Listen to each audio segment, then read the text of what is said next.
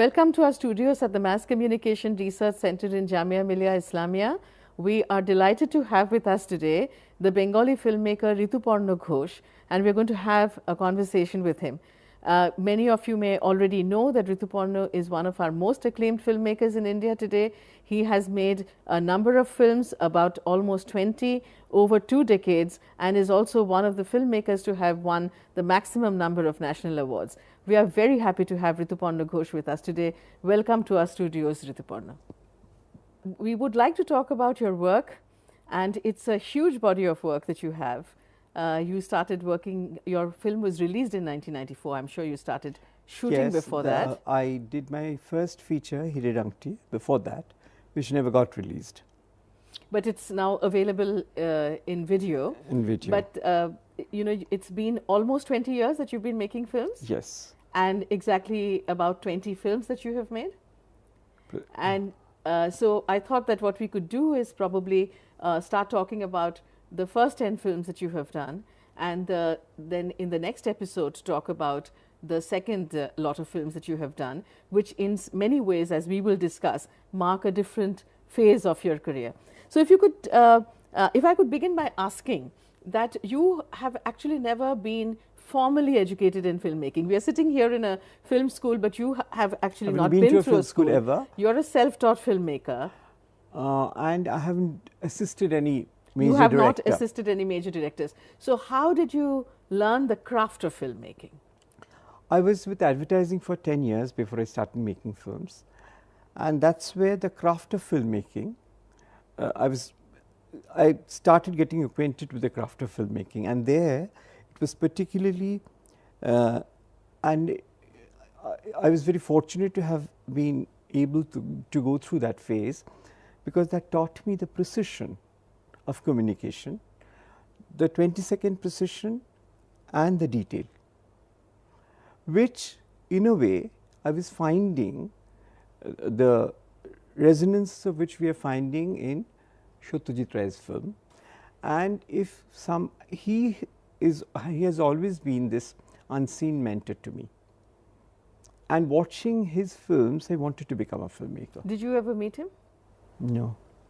And he just passed away 7 days before my first film was censored. Oh, so he never saw your film. One of my greatest regret is that he has not seen any of your films. No. But he has been a major influence, you say.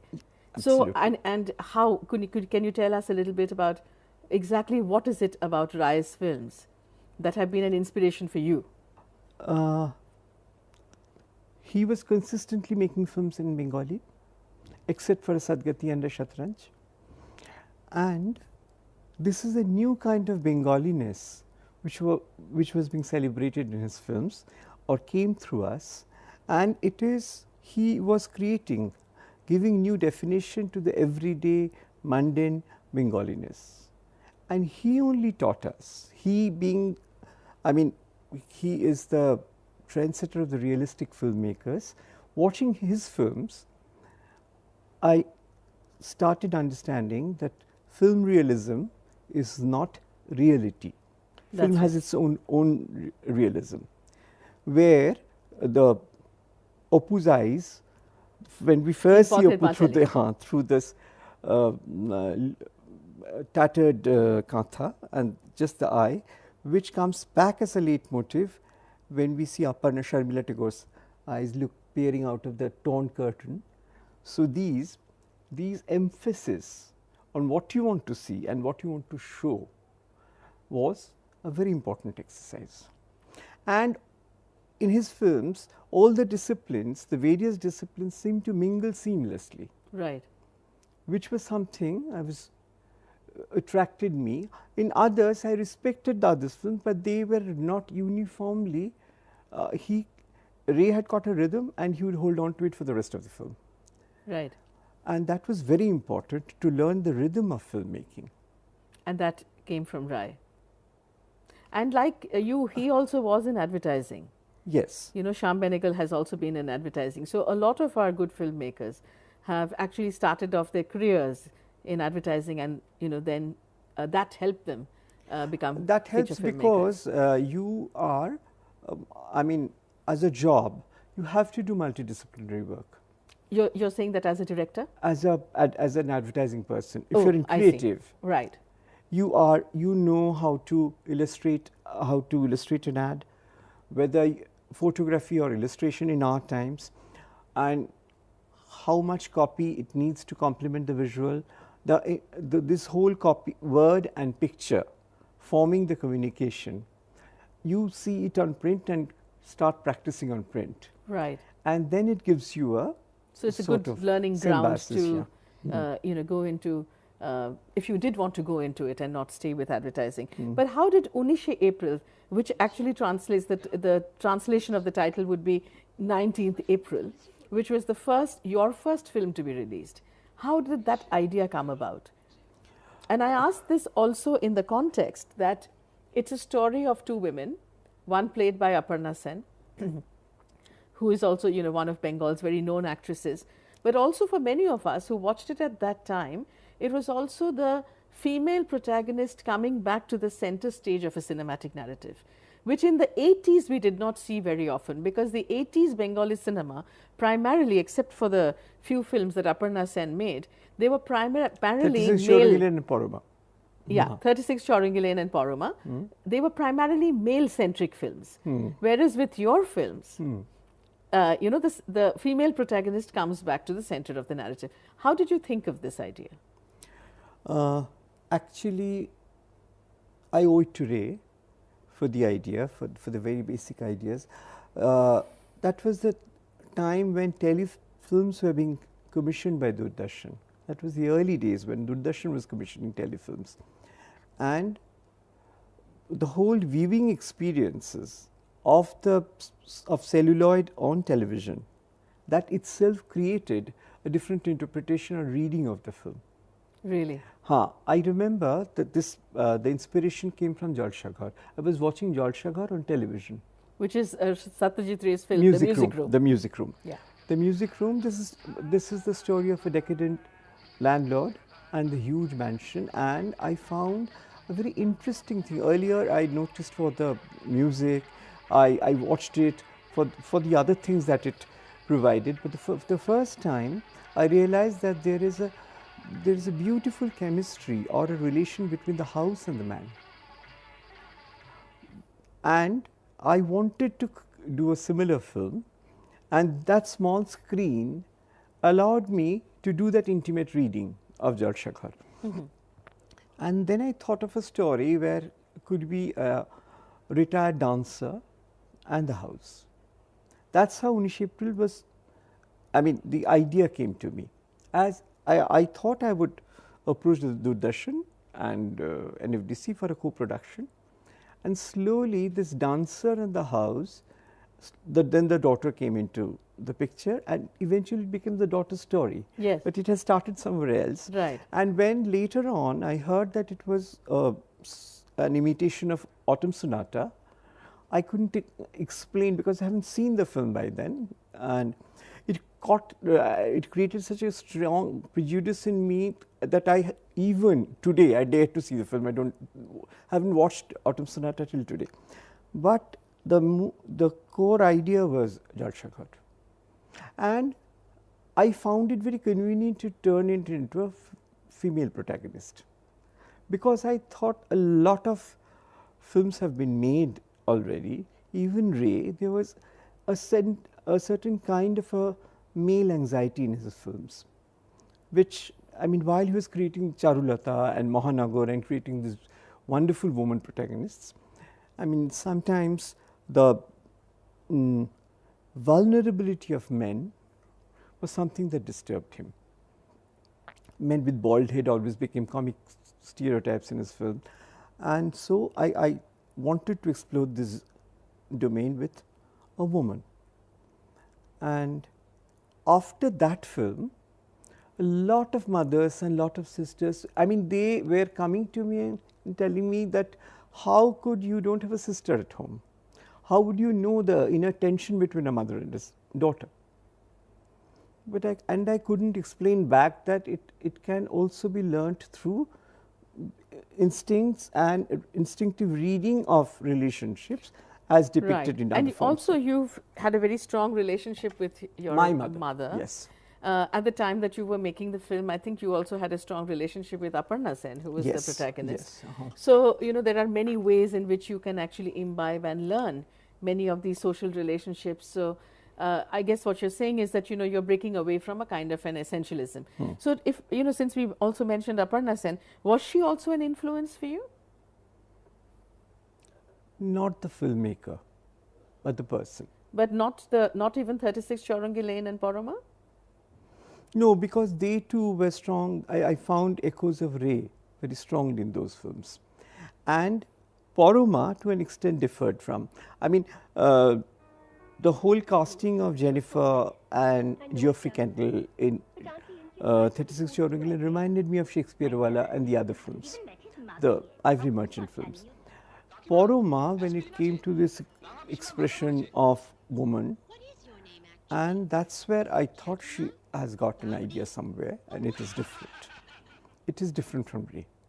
Ray wouldn't have, I mean, gone in that direction. There are impressions of Ray, but that's where Aparna has started becoming an independent filmmaker. You know, because when Unish April first released, and then we saw your second film also, and of course at that time I didn't know you, one of the things that we were definitely saying is that the kind of cinema that Aparna Sen had made possible, you know, that you had actually picked up that, not that idea, but that kind of legacy. Possible. And you were walking in that direction. Absolutely. You know? Absolutely. So, you know, and very often it doesn't have to be that, you know, inspirations are not always very conscious, you know. So we don't know, you know, where we are imbibing it from.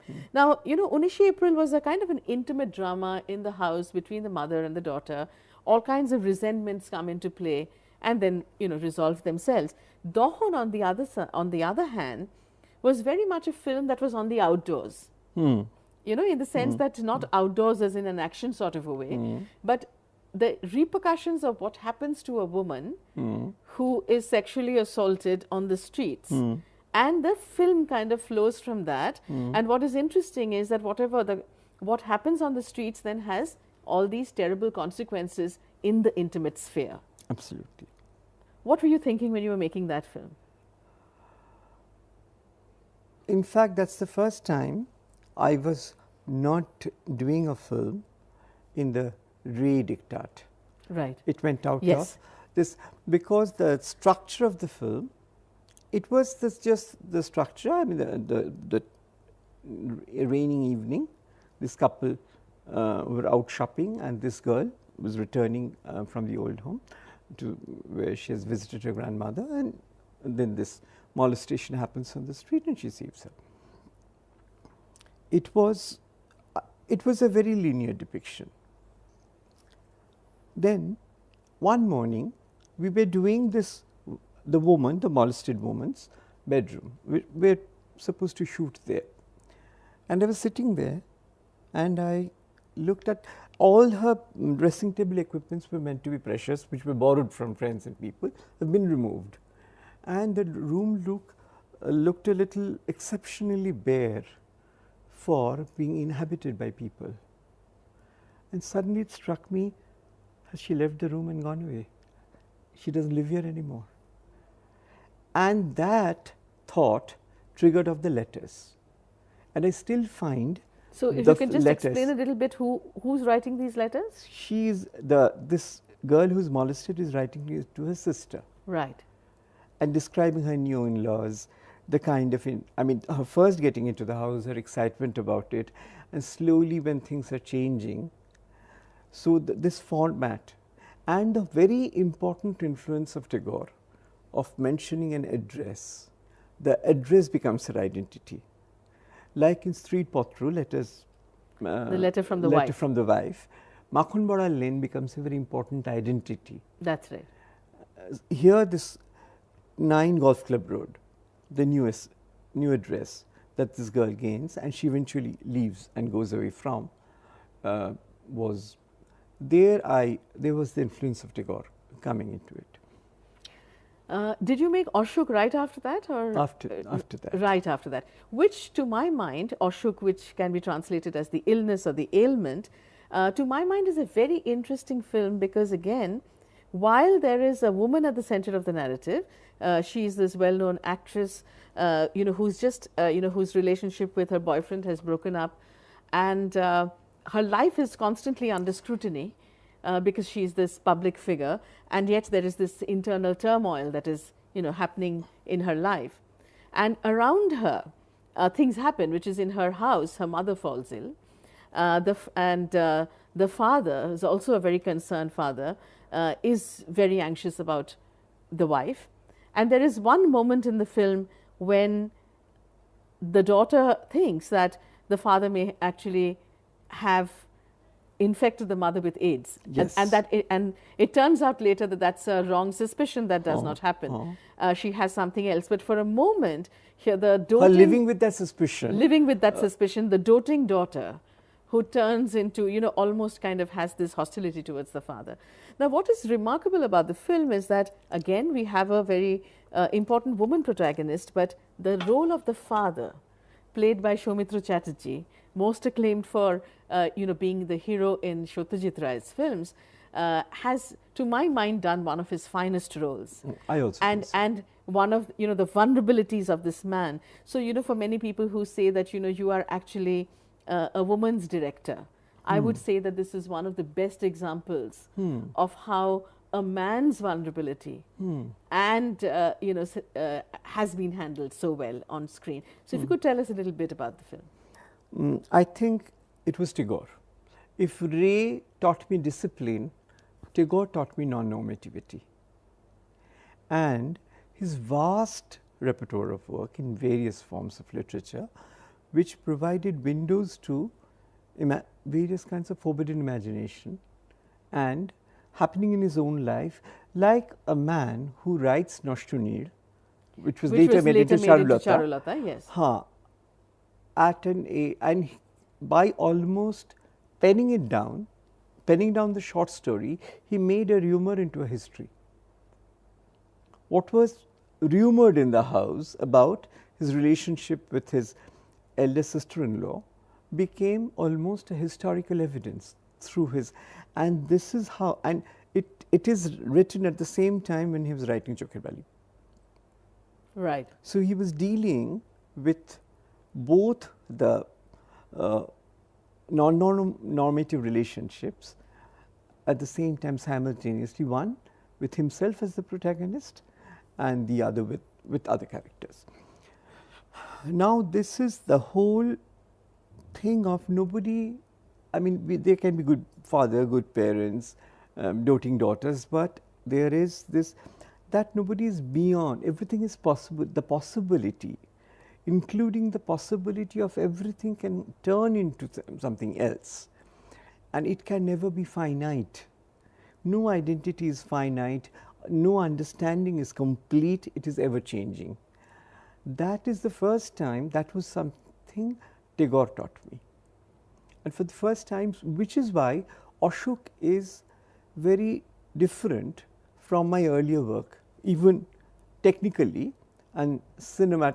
Cinematically, it's very different. And how would you see the difference? There is, but how do there is much more interiority in the film. That's right. Which is going into this, yes. the mind of the daughter, raising questions.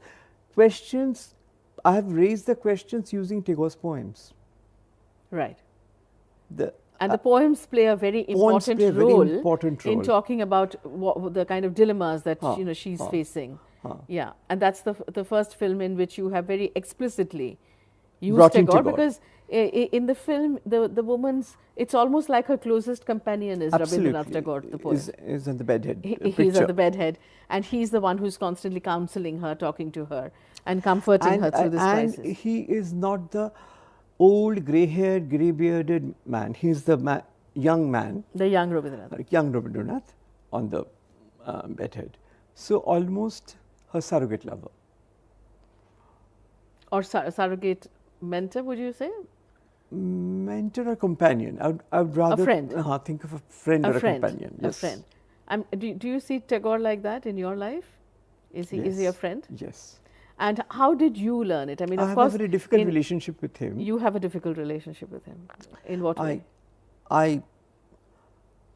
Sometimes, I mean, it is very normal for Bengalis to adore him, to respect him, to be reverent. Yes. But at the same time, I think he's much close to me for reverence only. Sometimes I react to his work, ideas in various ways, and as if I'm fighting with my own friend. Yes. And I'm learning in the process. Yes, because if you're only reverential, then, I mean, you cannot critique, you cannot question, you cannot take it ahead. And in some ways, I think that Rai had that relationship with Tagore, that he, you know, he could actually pick up something and then do it in a non-reverential sort of way. You don't feel that? I don't think so. I think the novelette, Nashtunir, and the novel Ghore Baire, they're far more radical than the films. Maybe this was his second film on Tagore, and he was making many changes, because Tagore's relationship with the Bengali audience in 1964, only after 23 years after his death, could not be so radical. So he was basically making films for, and we all forget, before Three Daughters, which were made on the centenary year, he had made Debi. Debi is the core of the idea comes from Tagore, and which is acknowledged in the beginning of the film. Yes. Though Prabhat Kumar Mukhopadhyay is the writer of the short story, the core idea came from Tagore. And he was a little hesitant to make that film because he thought, as a Brahmo, he would be seen as somebody who's criticizing Hinduism, and therefore he thought that somebody who is a Hindu should actually write that story. I guess what I was saying, not irreverent, but to say that he was not afraid to play with, you know, in a creative way, because Noshtunir and Charulata are very different texts. Whereas a lot of filmmakers who came after that, they could not deviate or create out of Tagore because they were so beholden to the text. And that sense you do not get in Rai's films. And of course, you know, different generations of people will be influenced in different kinds of ways. After that, how did you think of a film like Bari Wali? Because now, you know, in all these films, of course, the women are very important. But for the first time in Bari Wali, we see you acting with an actress who's not from Bengal. You know, Kiran Kher is an actress from Bombay. How did you think of this film, and why did you cast her? It was not a very natural choice. I wasn't finding a producer. NFDC was sitting on the script for a very long time, and I wanted to make it. Then Anupam came ahead. Anupam Kher. Anupam Kher, who is an actor. He's an actor who is the producer of Bari Also Wali. the producer of. And he almost implored me to try out Kiran in the main role. And the way Kiran was wanting, I mean, there's a famous quote by Tarkovsky that, I mean, actors don't have to have talent. It is the desire to perform. That makes good actors and bad actors. And I saw an immense desire to play that part of Kiran on Kher. Kiran Kher. To do And then I slowly, we worked around the role, and she had a huge body. I was thinking of a much more vulnerable woman, much more dainty. Because she's this landlady who lives in this big mansion all by herself, and things that happen in her life. Brought in a new normativity of our conception of Bengali women. Bengali women also always have to be demure and, you know, petite and gentle. And Kiran was a little robust for all this. Yes. And that's how, and her friendship with the maid, Malati. And there was a sense of these two women living in the house and enjoying a perfect coupling till the time the film crew arrives. But the perfect coupling is also not always very nice, because they're constantly bickering and fighting. And you know that they can't leave each other. They can't live without each other also. Yeah. That's also decided. And suddenly this whole thing comes in, and there comes in a regular... The film crew comes in to shoot a film in the Haveli, yes. And the director, the chemistry between director and Kiran Kher Bonalata falls into the regular pattern of romance or aspiration, and it breaks. And she stays back with the same household, with the same group of people, and her maid and the manservant. You know, our first episode, will come to an end, and then we will continue the discussion in the next one. But I want to end with this one question for you, that you also introduced this whole idea of having a character being performed by several artists. So you could have, say, the body of one performer who's acting, and then the voice of another performer. So what is your take on that? Because a lot of people feel that, well, that's not quite right, and maybe it should always be the voice of the person who's playing, but you don't see it clearly like that. No, because it's very important for us to learn and understand cinema, the technology, which allows me to get best of both and combine them to produce something else, which I choose an actor for the look, then I get a voice artist whose voice would go better and would do more justice to the character than the actor's voice.